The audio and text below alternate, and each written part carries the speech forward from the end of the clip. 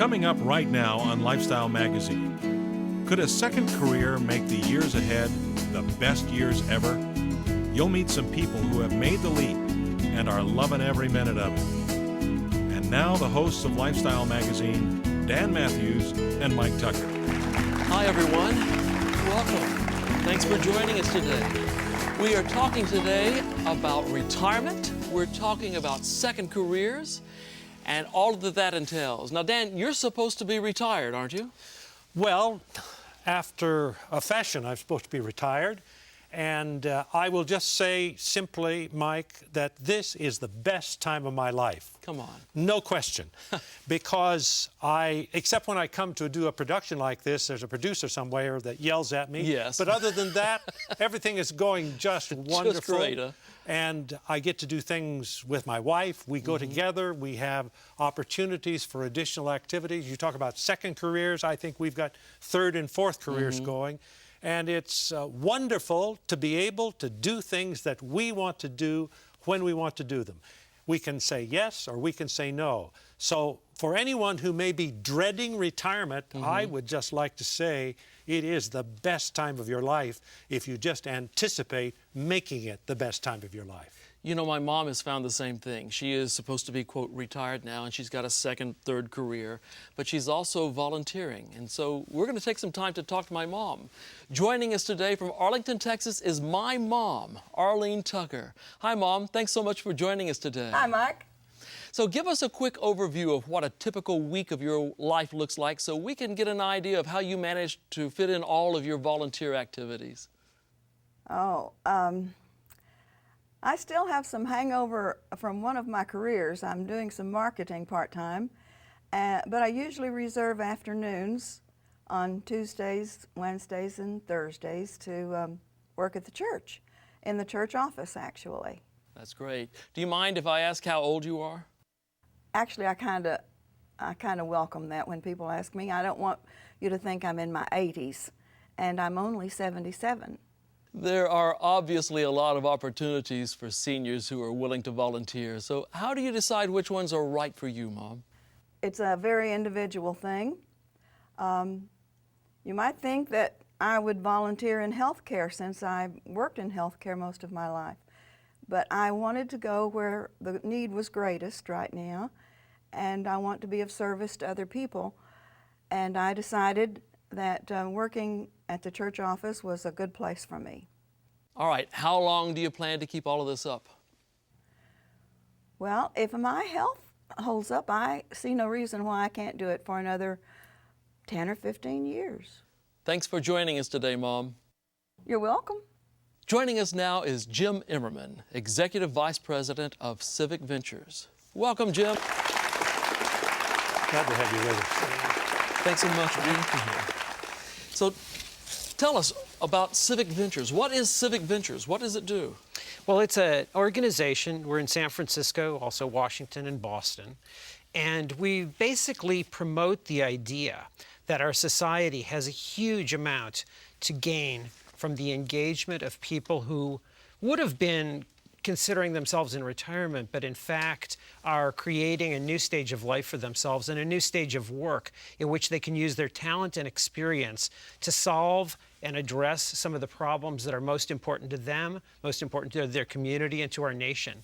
You know, Jim, I like the reference that I read in some of your material about the second half of life. Yeah. It has the idea that it's as valuable and can be as productive and is as exciting as is the first half of life. And I hear that coming through in what you're saying about Civic Ventures. Right. We do believe that.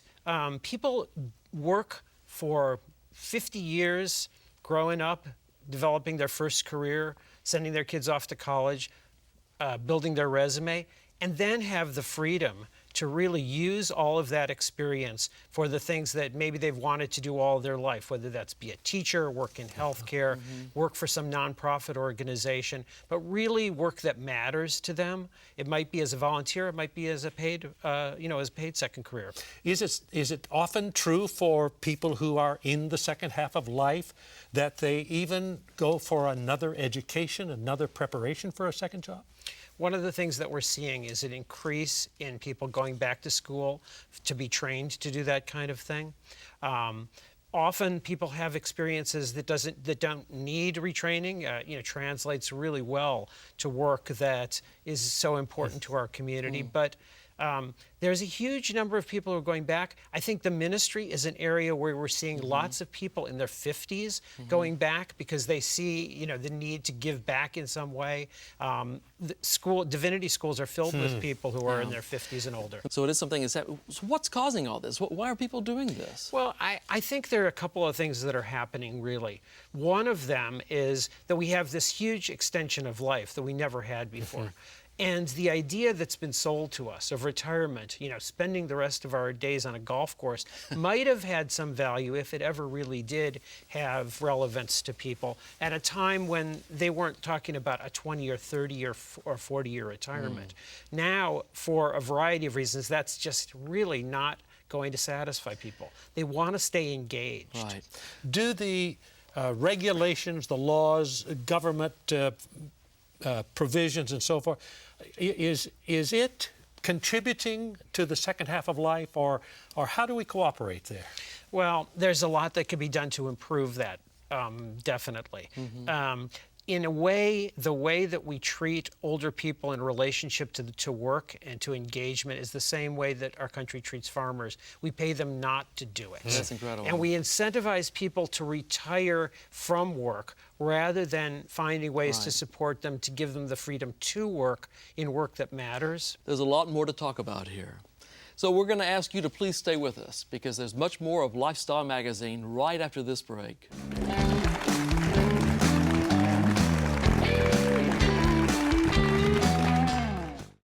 I Learn English, you can also on Hello Channel.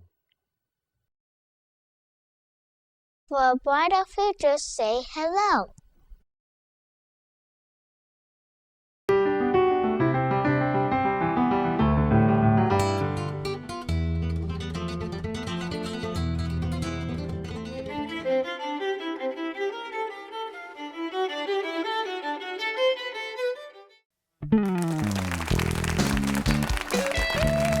We're back.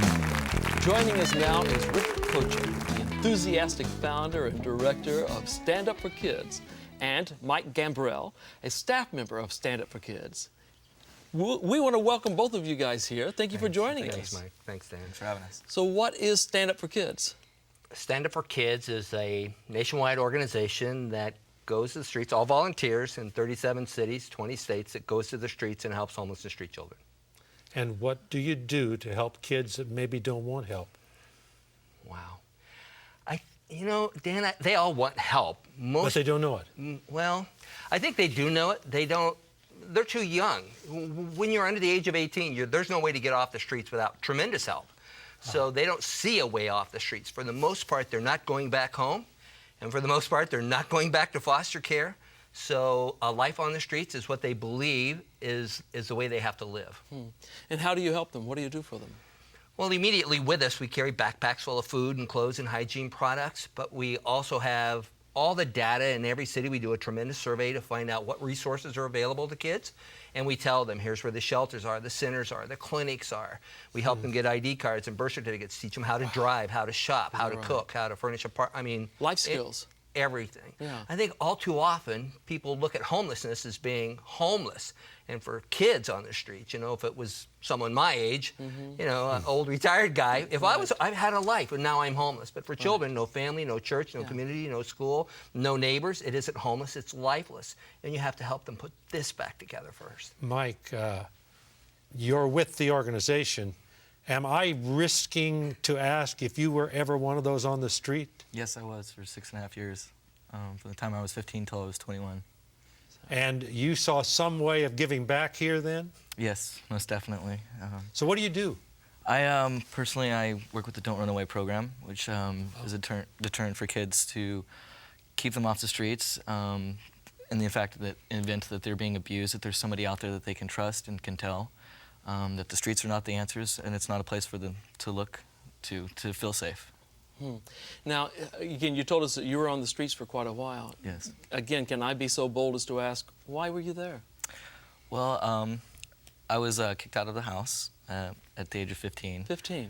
Yeah, my mother was a single parent. We didn't necessarily get along completely, and she felt that she had done all she could, apparently, and that was the last resort, apparently. And so she turned me away, and I ended up hitchhiking from El Paso, Texas to San Diego, California. San Diego. How were you prompted to start Stand Up for Kids, Rick?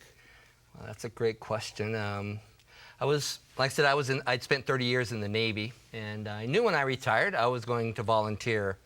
I didn't know I was going to start a program for homeless and street kids, but I had my own command in Denver, Colorado, and I got orders to go to San Diego. And before I went, I saw an article on the 48 Hours News magazine about this woman who helped homeless kids in San Diego. And I said, well, when I get there, I want to help her.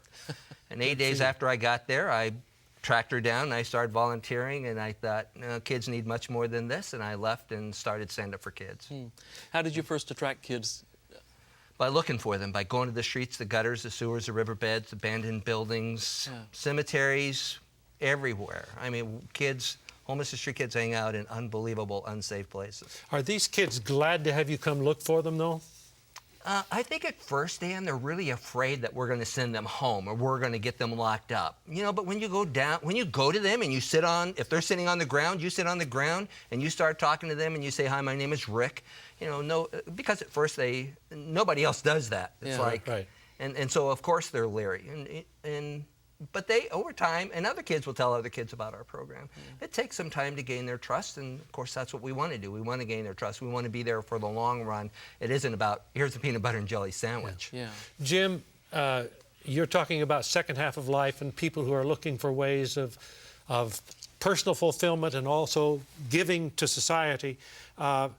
Is this the kind of thing that you find a lot of people responding to, wanting to help with? Well, Rick is an example of thousands of people that have come to the attention of Civic Ventures through a program that we call the Purpose Prize, which is really focusing on social innovators and social entrepreneurs over the age of 60 who have created these kinds of incredible programs. But in a way, what I would say is that Rick is maybe an extreme example.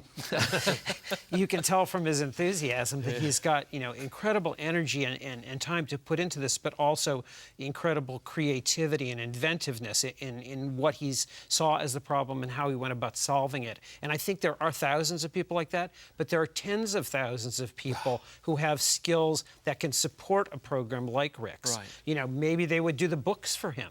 Maybe they would be, outreach people working on the streets. Maybe they would man the phones.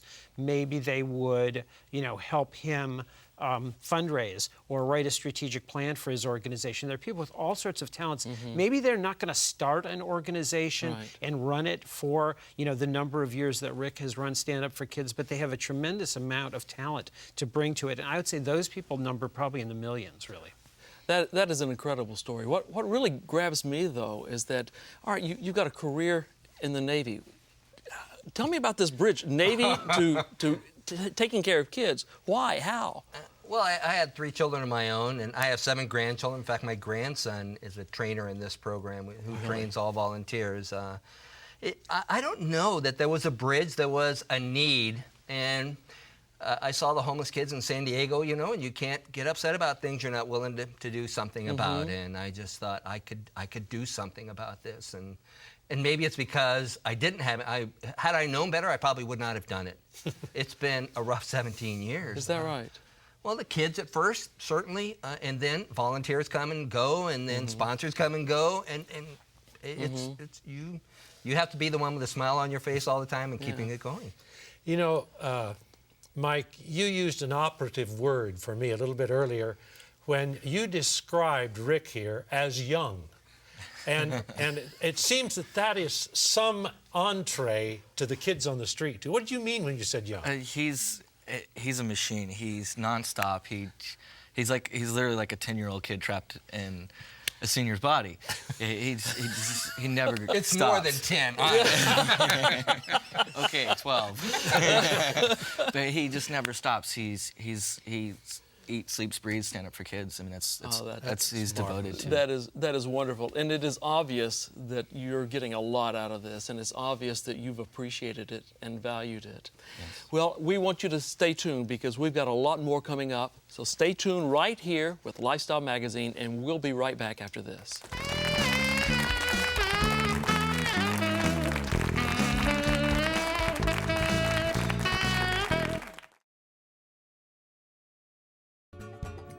Thanks for watching Hello Channel.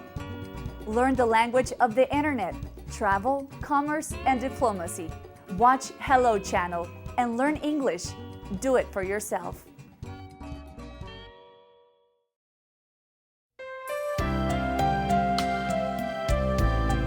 For some people, there is no such thing as an unsolvable problem.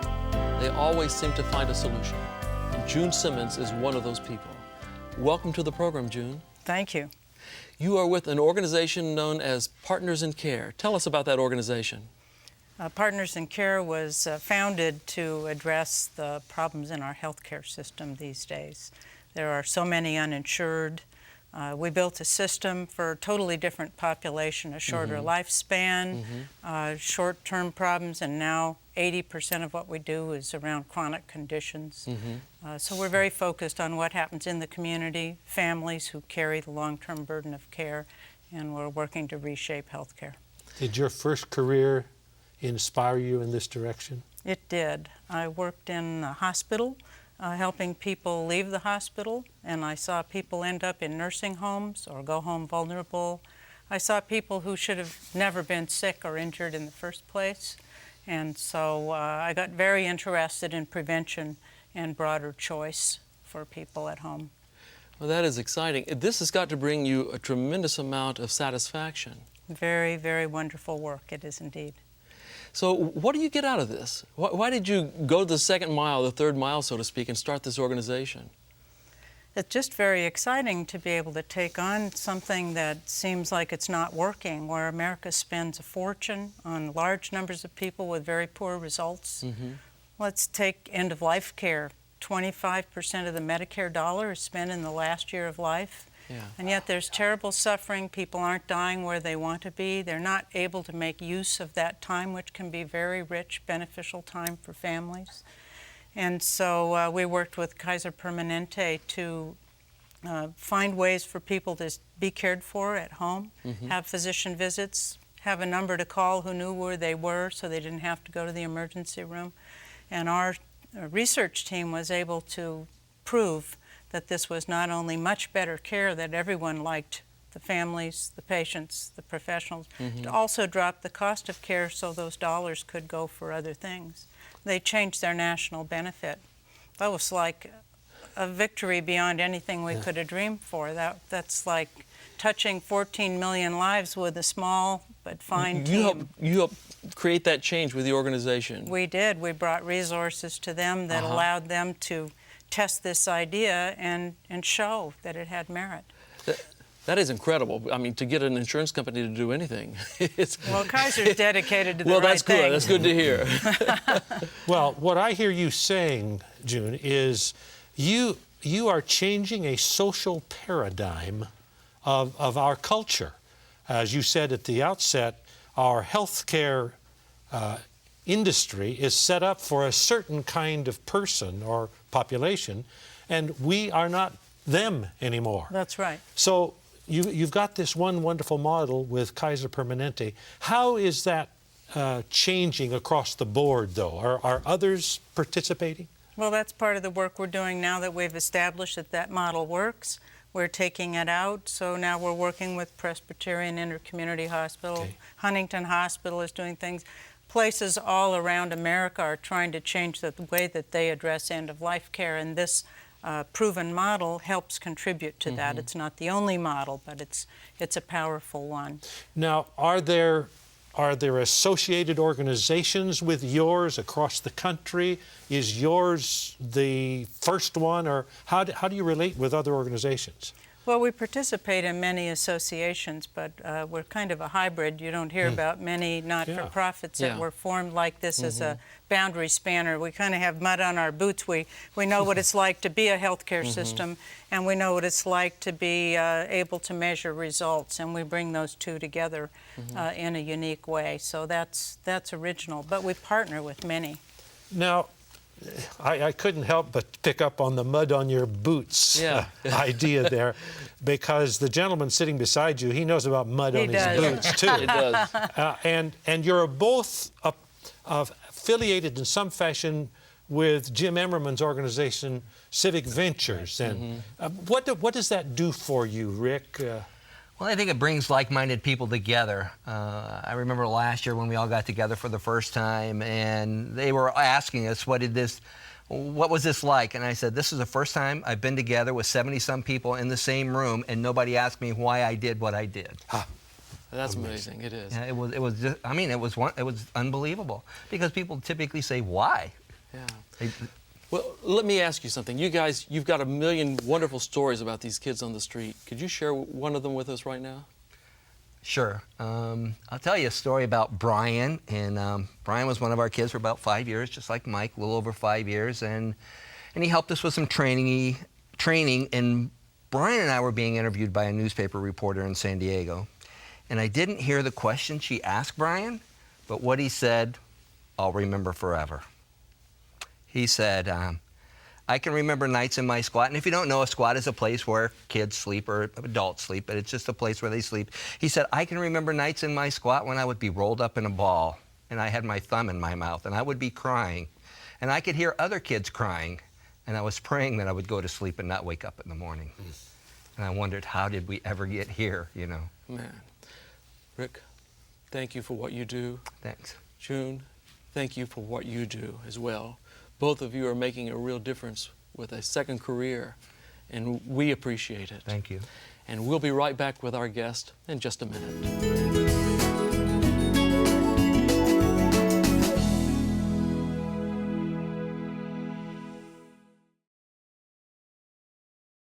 My name is Alan, and you're watching Hello Channel.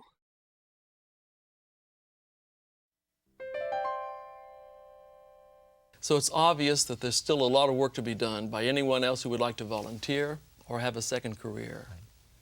A big thank you to all of our guests, June Simmons, Rick Kocha, Mike Gambrell, and Jim Emmerman, and to you, Dan, and for you for watching. For more information about Civic Ventures, Stand Up for Kids, and Partners in Care, visit our website at lifestyle.org. And I'll see you again right here next time on Lifestyle Magazine. Until then, live well and be well.